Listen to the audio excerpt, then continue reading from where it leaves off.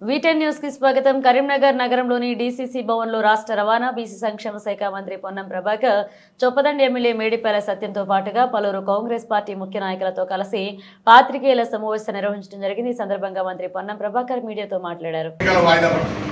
స్థానిక సంస్థల ద్వారా కేంద్రం నుంచి ఏదైతే వాయిదా పడడం వల్ల నిధులు రావో ఆ నిధులను కూడా తెలంగాణ ప్రభుత్వం భరించి గ్రామీణ ప్రాంతాల్లో ఎక్కడ కూడా ప్రజలకు ఇబ్బంది లేకుండా చూడాలని మరో అదనపు నిర్ణయం కూడా తీసుకోవడం జరిగింది.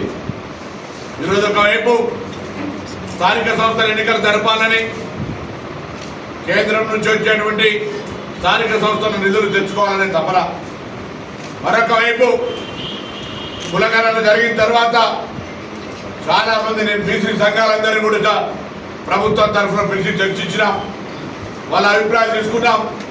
వాళ్ళు స్పష్టంగా ఈ 2-3 అభిప్రాయాలు చెప్పినారు. 2-3 అభిప్రాయాల్లో ఒకటి, మిస్ అయిన వారికి అవకాశం ఇవ్వమన్నారు.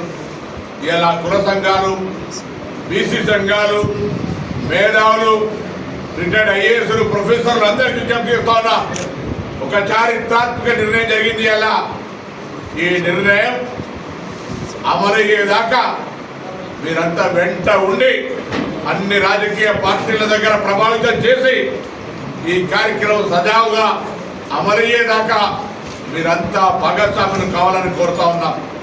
ఎవరైతే సర్వేలో పార్టిసిపేట్ కాలేదో వాళ్ళందరూ కూడా సర్వేలో పార్టిసిపేట్ అయ్యేటట్టుగా మీరు క్షేత్ర స్థాయిలో సంఘాలను వివిధ రకాలుగా ప్రేరేపితం చేసే విధంగా చర్యలు ఉండాలని కోరుకుంటా ఉన్నాం.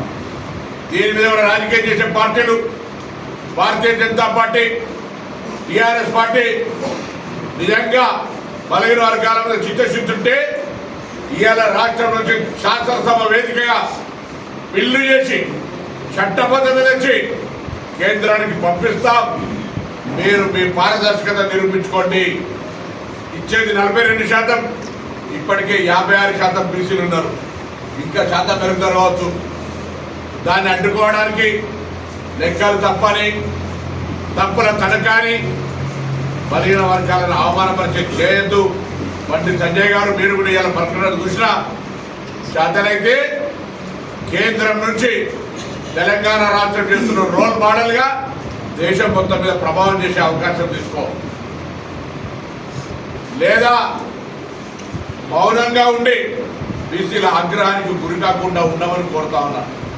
అదేవిధంగా కాంగ్రెస్ ప్రభుత్వం నిన్న ఈ కార్యక్రమం ఇంత పెద్ద నిర్ణయం తీసుకోవడానికి గౌరవనీయులు రాష్ట్ర కాంగ్రెస్ అధ్యక్షులు మహేష్ కుమార్ గౌడ్ గారు, అదేవిధంగా గౌరవ ముఖ్యమంత్రి రేవంత్ రెడ్డి గారు, ఉప ముఖ్యమంత్రి బట్టి విక్రమార్క గారు, sub committee chairman Uttam Reddy గారు, సహచర కేబినెట్ మంత్రులు, సీనియర్ నాయకులు కేశవరావు గారు, వీటన్నిటికీ స్ఫూర్తి ప్రదాతగా రాహుల్ గాంధీ గారు, మా రాష్ట్ర ఇన్ఛార్జ్ దీపాదాస్ గారు అందరూ కూడా కలిసి ఒక గొప్ప చారిత్రాత్మక నిర్ణయం.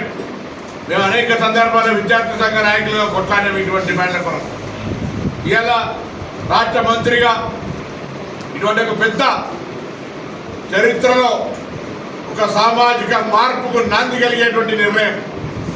ఎవరెంతో వారికంతా అని రాహుల్ గాంధీ గారు చెప్తున్న మాట నిజం కాబోతున్నటువంటి సందర్భం. ప్రజలంతా సహకరించండి.